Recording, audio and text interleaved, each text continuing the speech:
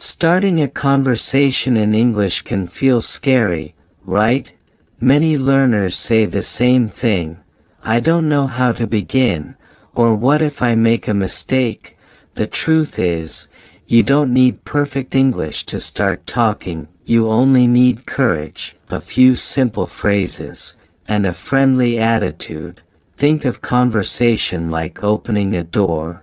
Once you knock and say hello, the rest begins to flow. Let's imagine this. You walk into a classroom.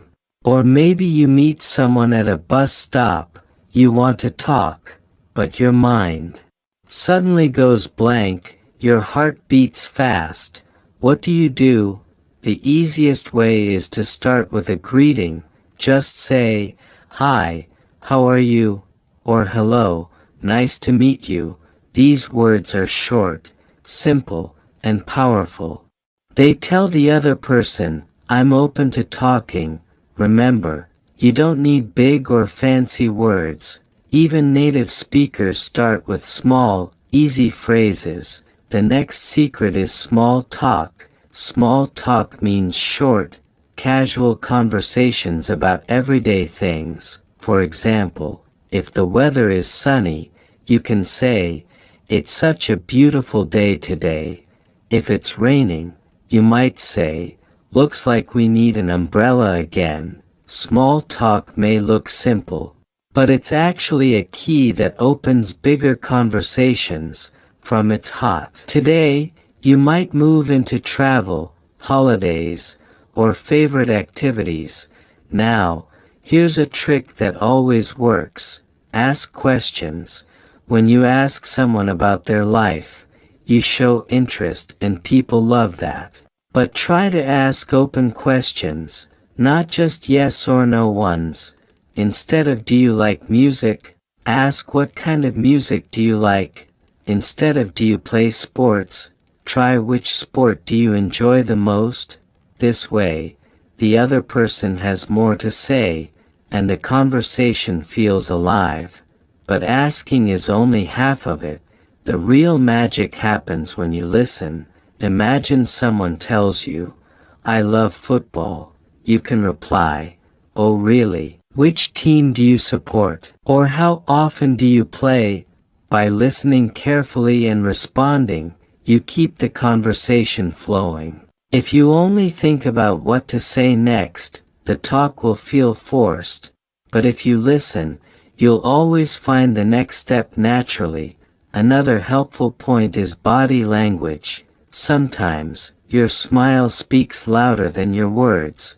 If you smile, make eye contact, and stand relaxed, you send a message. I'm friendly, you can talk to me. Even if your English isn't perfect, people will feel comfortable with you. Think about it. Would you rather talk to someone nervous and closed, or to someone warm and welcoming? You can also prepare some go-to topics before starting a conversation. Safe topics are things almost everyone likes: food, hobbies, travel, movies, or future plans. For example, you could say, "Have you seen any good movies lately? I love trying new foods. What's your favorite dish? If you could travel anywhere, where would you go?" These kinds of questions are easy, interesting, and open the door for fun stories. Of course, the way you talk depends on the situation. With a friend, you can be casual. "Hey, what's up?" But with a teacher or in a formal place, it's better to be polite. "Good morning, may I ask you something?" Adjusting your words to the situation shows respect and makes conversations smoother. Now, let's talk about mistakes. Many learners feel shy because they fear mistakes, but here's the truth. Mistakes are not the enemy. They are the teacher. Nobody expects you to speak like a dictionary. If you say, "She go to school," people will still understand you. What matters is the connection, not perfect grammar. In fact, most native speakers admire learners who try, Even with mistakes, every conversation is practice, and every mistake is progress. So, how do you get better?